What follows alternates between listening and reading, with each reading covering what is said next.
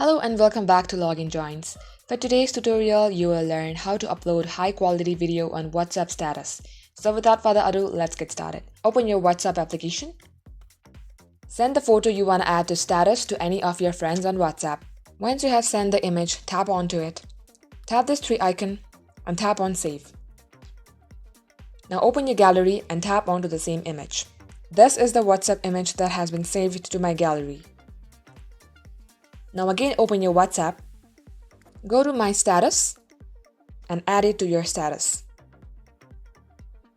There is also another method that you can do it. For that, you need to open your Instagram. Add the same photo to your Instagram story, tap this 3 icon and tap Save. Instagram will save your photo to the highest resolution possible. Again open your WhatsApp and add the photo from your saved Instagram stories. And then lastly, this is how you do it. Thank you all for watching and subscribe our channel for more.